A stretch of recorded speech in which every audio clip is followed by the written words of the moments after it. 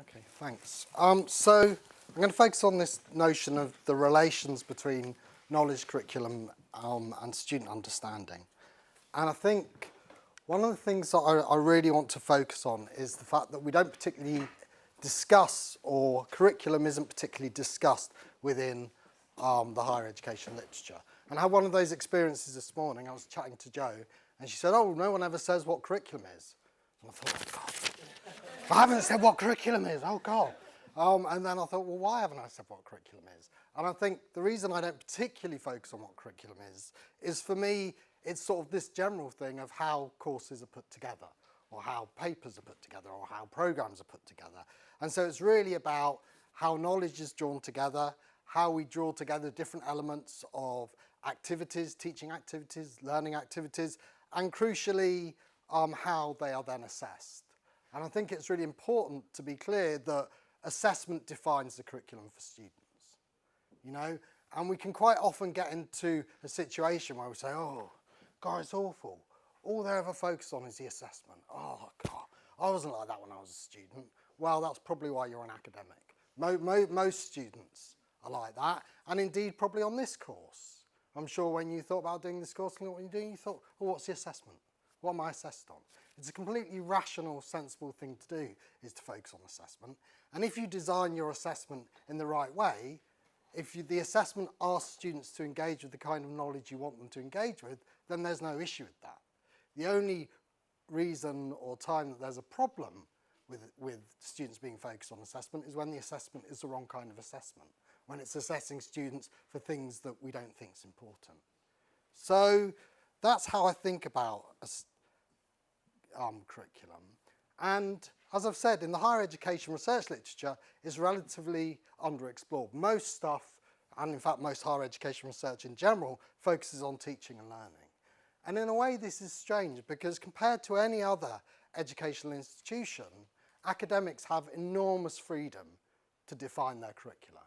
They have enormous freedom to decide what goes into it, sometimes in dialogue with institutions and professional bodies and other people, but they have freedom to define it, freedom to define the way they teach, enshrined within academic notions of academic freedom, freedom to design the way things are assessed. And yet, you might think that freedom would lead to a great deal of innovation, a great deal of exciting curriculum design, but for some reason or other, it doesn't particularly seem to. In fact, a lot of curriculum design in higher education could be caricatured as, well, they have this many lectures, this many supervisions or seminars, and they have an exam at the end. That, for some people, is what curriculum design involves.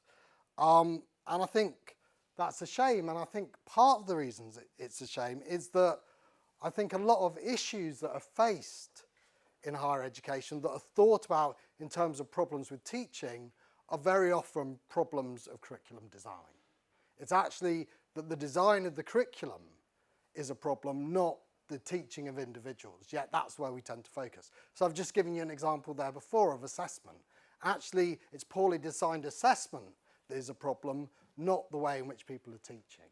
So for me, that focus on how we design curricula, how we create curricula, is really, really important. And part of that, I think, for me, is the realization that teaching is quite a blunt tool.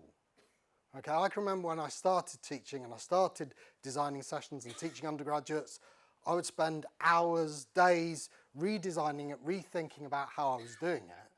And then I'd run the session again and students wouldn't notice the change. The thing that I spent hours and hours on, teaching's just not that subtle.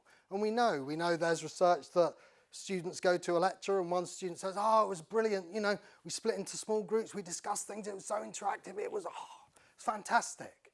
And another student will say, well, you know, she just stood up the front and talked to us. And they're talking about the same lecture. You know, so we know that students vary in their perceptions of teaching. And so that doesn't mean we don't take our teaching seriously, it means that we recognise what kind of tool it is. And it's not a scalpel or a laser or something sharp that can make small changes. It's something that's blunt. And for me, that makes design even more important.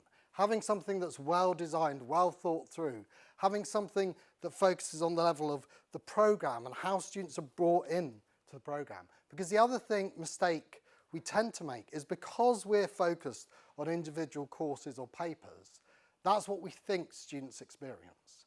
But actually what students tend to experience are programs as a whole. So whilst we think they might be really engaged with the bit we're doing, actually their experience of their degree program is an experience of the whole program.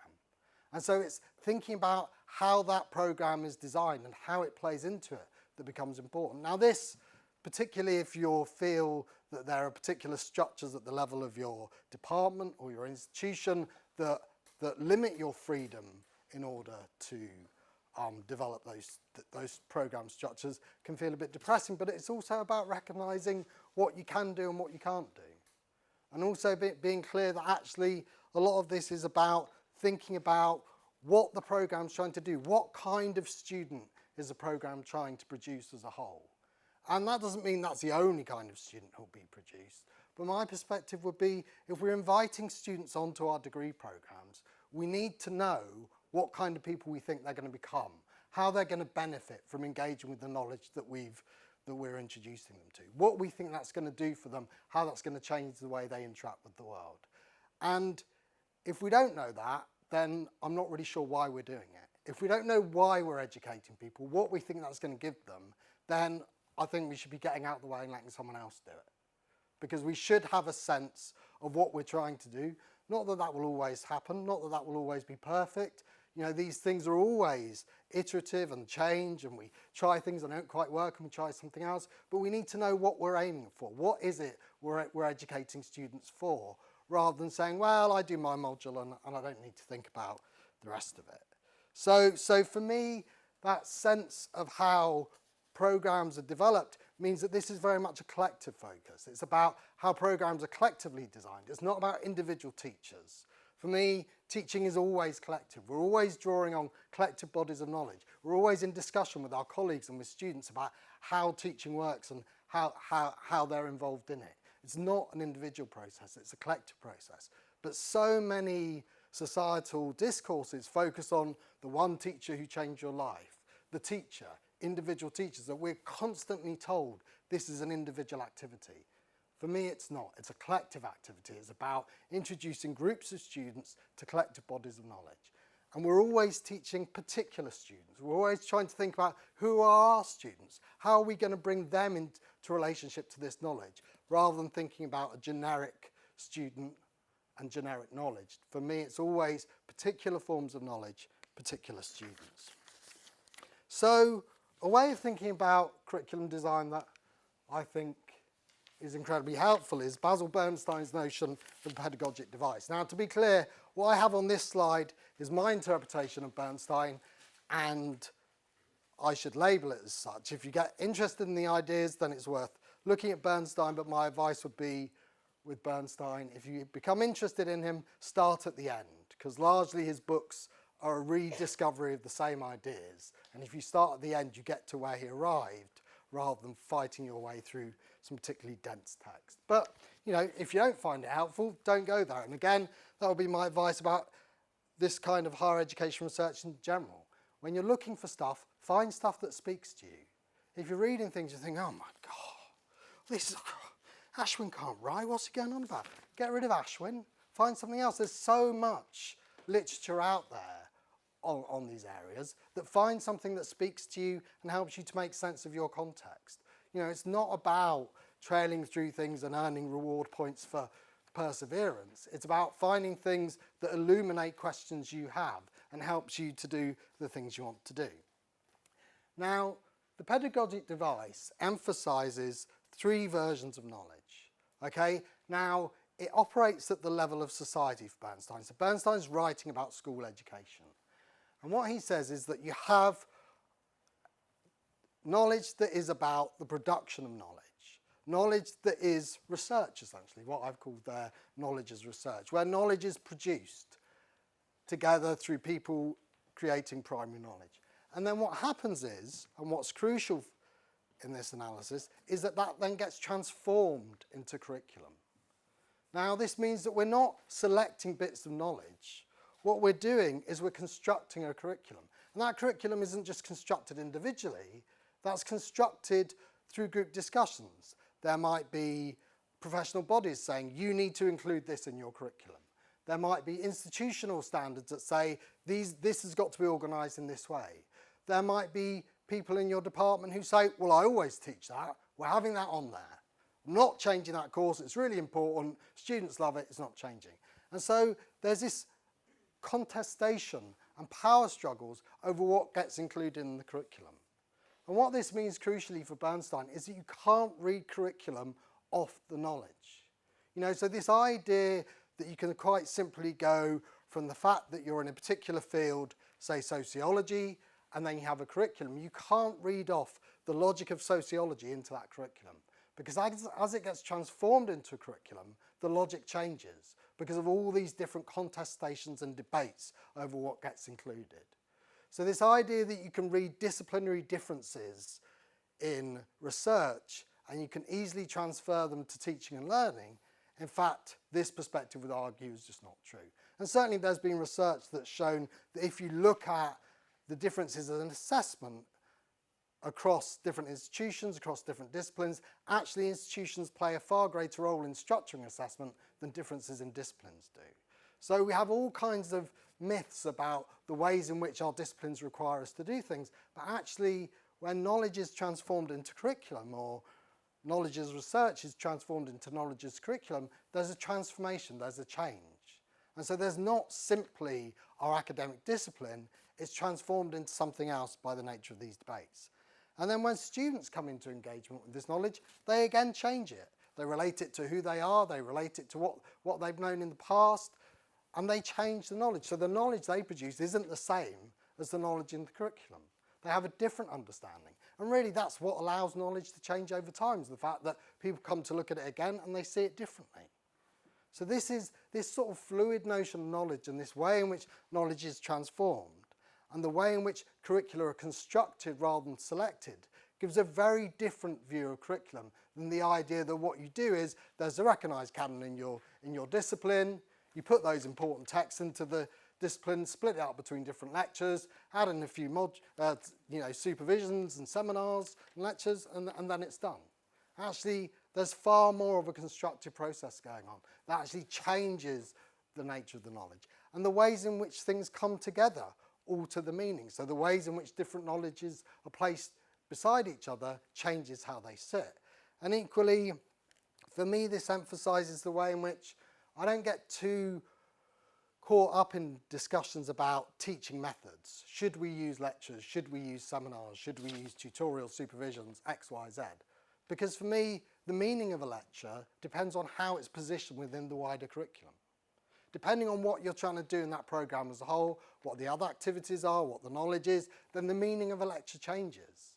So there is no such thing for me as a lecture. And similarly, the research that Meg mentioned that I did on tutorials, you can see that for some students and indeed for some tutors, tutorials are a lecture. That's how they experience them. For others, both students and tutors, it's about an exchange of ideas in which both come to a new understanding. But we know that people interpret these methods differently and they change their meaning according to how they're positioned into the wider curriculum. So for me, these discussions over method, in fact, misunderstand what the design process is and how these things take on their meaning. So to give you a sort of idea of how this works, we start with collective bodies of knowledge. And I think it's really important to emphasise that these bodies of knowledge are collective. Again, there are so many agendas within higher education at the moment that try and individualise knowledge rather than see it as collective. One of the key ones is the way in which impact is dealt with within the ref. So what you do within impact in the ref is that you show a particular journal article or paper, a particular piece of research, and you show how it's made changes in society. But individual papers, individual books, individual reports don't make changes. It's bodies of knowledge that make changes. Our research is always conducted in dialogue with a collective body of knowledge, and then when we have our outcomes, we take them back into that collective body of knowledge to help make sense of their meaning. So for me, recognising knowledge as something that's collective and held by a community rather than held by individuals is crucial to try to understand what higher education does. And then, as I've said, from these collective bodies of knowledge, a curriculum is developed. And this is a power struggle, and we have institutional norms, we have subject bodies, professional bodies, we have different academics in the department, all competing over what gets included in that curriculum, how that curriculum is produced. And then these are transformed in teaching and learning interactions between academics and students. And there are discussions and debates that then change this knowledge again and then produce student understanding. So for me, what the pedagogic device gives me as a way of thinking about curriculum and student understanding is this notion of transformation, of this thing that knowledge doesn't go through these processes unchanged, but in fact it's changed and altered as it goes through the process.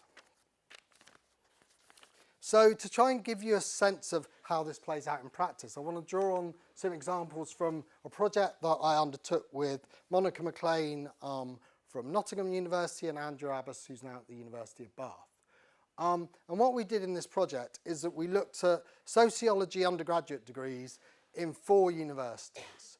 2 universities that were always at the top of league tables for sociology, 2 universities that were always at the bottom for league tables for sociology, and we were interested in partly the quality of what went on, but also how students were introduced to sociological knowledge, how that changed their sense of who they are. And part of this was informed by questions that David Watson raised, where he says, if we're going to talk about an undergraduate degree as a transformational experience, then we need to know what's going on with that transformation. Is higher education a necessary condition for that transformation? Do you have to have higher education to be transformed? Is it a sufficient condition? Does just having higher education transform you? Is it a planned transformation? Do higher education institutions and academics and programs set out to deliberately transform students? And so we were interested in the context of sociology in exploring some of those questions. And so what we argued through a series of papers, and what you'll see is that their papers were I'm first author, and one thing that's important to say is that Monica, Andrew and I all had slightly different versions of this project as we worked upon. So the papers on which Monica is first author have a slightly different version of this project than mine, and again with Andrea. So I guess I'm giving you my version of the project, and if you're interested in their version, then it's easy to find. But the thing I was really interested in is this notion that the transformational nature of an undergraduate degree lies in changes in students' sense of self through their engagement with disciplinary knowledge. So that sense of coming into relation to knowledge and it changing their sense of who they are, what the world is, and how they can change both themselves and the world. For me, if you're going to talk about higher education being something that's higher, then that sense of personal transformation and that sense that you're changed by the knowledge that you engage with is crucial. So that sense of relating what I've called here their personal projects, what they're coming to university for, and bringing that into relationship to their discipline, and crucially within sociology, and it's an open question how much this relates to other disciplines, seeing themselves as implicated in knowledge, seeing that knowledge as saying something about them as well as something outside of them. And crucially, this doesn't always happen. Students have to be intellectually engaged with their courses, and they need to understand going to university as an educational experience. One of the important things I think we found is that it didn't matter if students primarily saw going to university as about getting qualification. That didn't matter if that was their primary focus, providing they also saw it as an educational experience, providing they also saw it that they were going to change and they were going to learn things from university. If they understood that, then they tended to have a change of their sense of who they were. If they didn't see it as an educational process, then they didn't tend to change, they didn't tend to benefit. And I think when you have a situation where policy is very much talking about graduate premium and positioning going to higher education about earning more than other people, then there's a question then about actually whether you're misleading students about what's required in order to benefit from engaging with higher education. Unless you go with a sense that you're going to be changed and you're going to learn things about the world, then actually you're unlikely to benefit as much as other students. So within this project, one of the things we did is during each through each of the 3 years of their degree, we interviewed students, and as part of those interviews, we asked them about how they saw sociology. Okay, and we were interested in the sense of, first of all, the variation in the ways they understood sociology, but also how that changed over the 3 years of their degree. Did their sense of what sociology as a discipline was change as they went through their undergraduate degrees? And so what we have here is what in this particular way of doing research, which is phenomenography, is called an inclusive hierarchy. The idea is that each subsequent move in the hierarchy includes the one below. Okay? And so here we've got 5 different ways in which students understood the nature of sociology. So the first one is about sociology developing students' opinions on a broad range of issues. What one of the tutors in our study called opinionology. That is about having really strong opinions about things and being really arguing, and a bit like a civilized version of the Jeremy Kyle show. You know, that's what sociology is. The second one is that sociology is the modules that I study. So if you ask the student what sociology was, they would say to you, oh, well, this year I'm doing modules on gender and health and race. Okay, yeah, that's interesting. What's sociology? Well, this year I'm doing modules on. So they would just, whenever you asked them what sociology was, they would just tell you about the structure of the course. That, for them, was what sociology was. The third one is sociology is the study of societies and other people, almost the sort of subject benchmark definition of where you want students to be.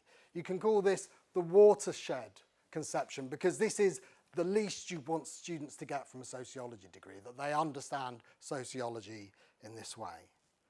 Then the fourth is sociology is the study of the relations between people and societies and includes me. So there's 2 moves there. It's about the relationships between people and society, but also the students implicated.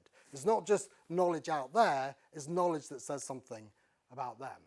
And then the 5th one is that sociology offers a number of different ways to study the relations between people and society, each which offers a different and partial picture of these relations. So the idea, first of all, that there's many sociologies. There isn't one sociology, there's lots of different sociologies, and that all of them are partial.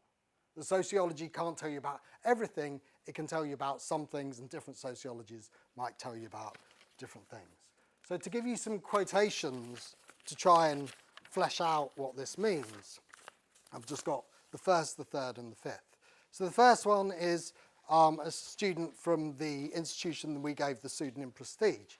And she said, I don't know whether sociology is like a fixed thing because it kind of features in everything. And I like various bits within it. And I listen to Radio 4. I love Radio 4. There's lots of stuff that comes up and you kind of think, oh, that's related to sociology. And obviously it's a very wide discipline. I enjoy it, but that's like saying, do you enjoy culture? You know, so for this student, sociology is just this broad, almost undifferentiated whole in which you kind of have views on stuff, but there's no differentiation. And then, to give you an illustration of the third one, it's a study of society, laugh. So I always interpret that laugh as, I know I'm sort of giving the textbook definition here, you know. It's a really in-depth study of the factors within society, what keeps that society functioning. I think it's all the institutions of family, law, education, class, jobs. So this sense of sociology out there, but some structure to it, some sense of what it focuses on. And then the 5th one, there's no destination with this discipline. It's like physics. Once you get to atoms and then you get to the protons, there's always something further. And there's no point where you can stop and say, I understood, I'm a sociologist. You can't understand everything. The thing is, sociology makes you aware of every decision you make, how that would impact on my life, how it could impact on someone else, and that makes the decision harder to make. Okay, so this sense of this is saying something to the student. It's no longer out there, it's saying something to the student, and this sense that actually sociology is this fluid, changing thing. There isn't this fixed notion of what sociology is. And if we look at how students' conceptions change. So what you've got here is, as I said, we did these interviews over 3 years, and down this side you have their category, and the highest category they expressed in the first interview we did with them, and then along the top you have the highest category that they expressed in their final year interview. Okay, and what you find is that none of the students we looked at actually had a less inclusive view of sociology by the end of their degree, which is a pleasing thing. Most of them seem to develop a more inclusive one, apart from the 6 here and those middle unshaded boxes.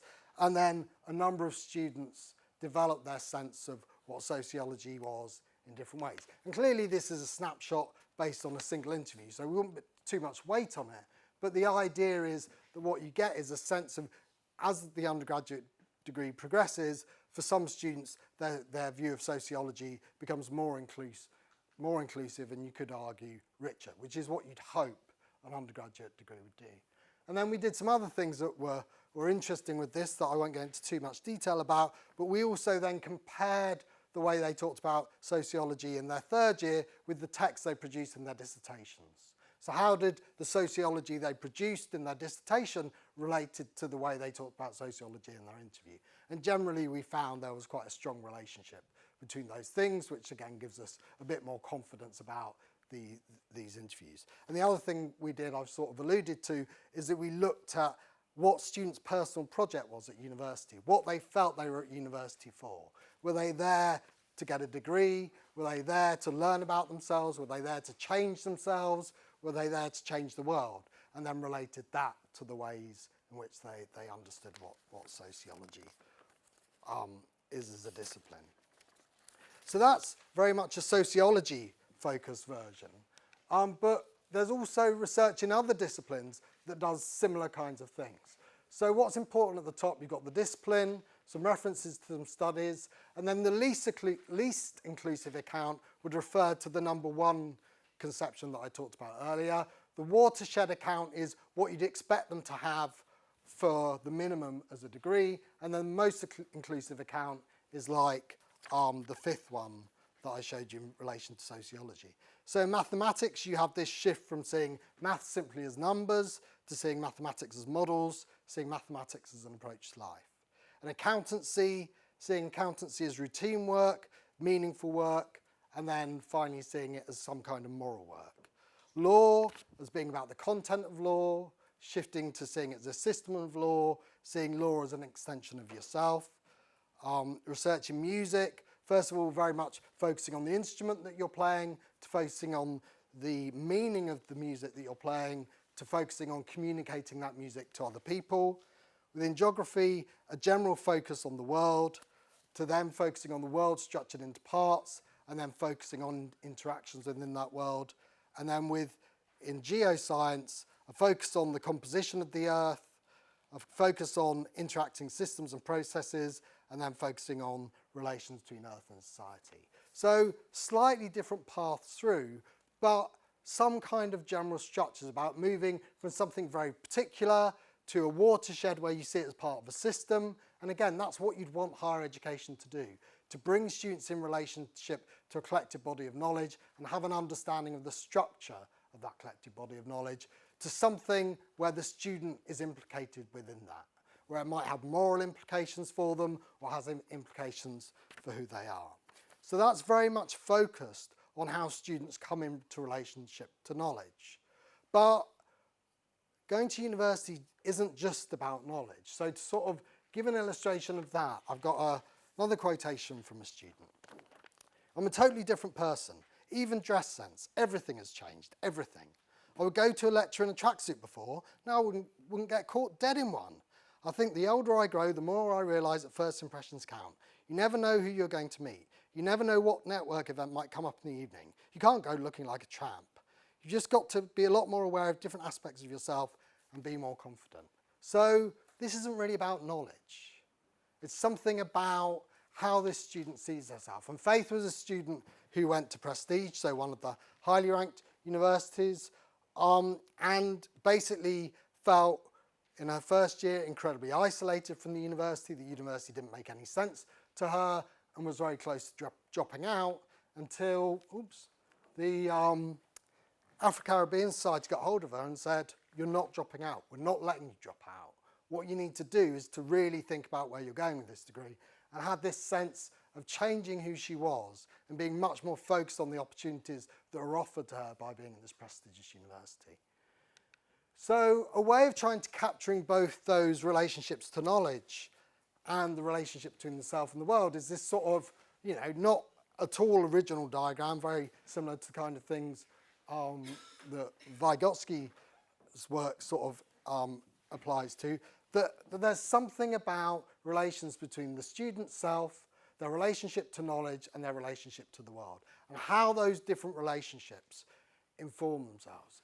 And what I guess I'd argue is that at the centre of there, what you'd ideally have is a sense of what curriculum is going to produce the most powerful kind of relationships like that you can have, based on who your students actually are. And I think this is the other crucial thing for me. Lee Schulman has a notion of pedagogical content knowledge that he focuses on as a particular expertise of teachers. The idea that it's about bringing particular students in relationship to particular knowledge.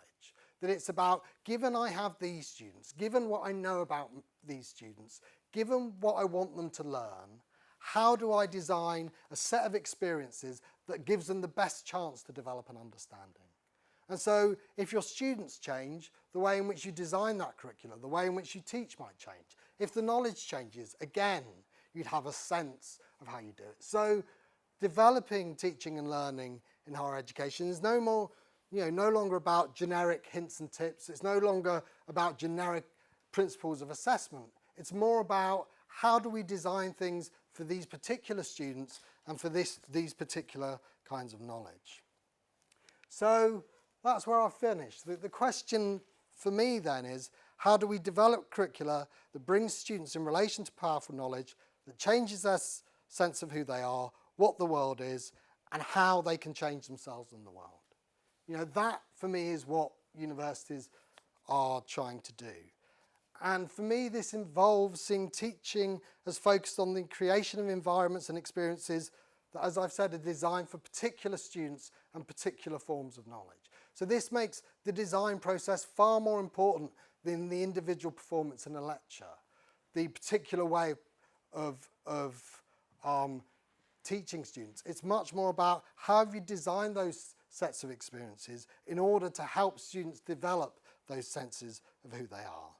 And that process needs to be evidence informed. And for me, it's a collective process. It's about groups of academics coming together and saying, what are we trying to do on this programme? As a programme as a whole, what are we trying to do?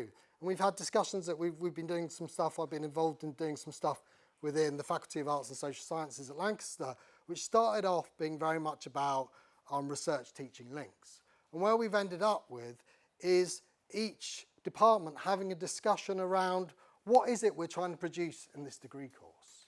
So for the sociologists in Lancaster, it's about producing public sociologists. That's what they think they're trying to do in their degree course. For people in the Lancaster Institute for Contemporary Arts, it's about producing critically reflective practitioners and a particular kind of practitioner. And I think that kind of discussion about what are we actually trying to do here as a degree programme, what kind of students are we trying to produce, how does knowledge help us to produce that, how do we use a range of experiences to try and do that, makes discussions about teaching a far more intellectual activity. It's far more about producing intellectual engagement and thinking about the subject and thinking about who your students are than it is about putting together the standard package of a set of activities. Oh yeah, we'll do PBL, that works. Well, why? What's problem-based learning doing that is important to you? And Mike Prosser and colleagues did some research, so they were interested. So you may know that Hattie and Marsh did a very famous study where they looked at the quality of individual teachers, individual academics' research, and the quality of their teaching, and they found a zero correlation. But that means that some are good at both, some are good at neither, and then some are in between. But they did some research where they looked at how academics understood the nature of their subject matter.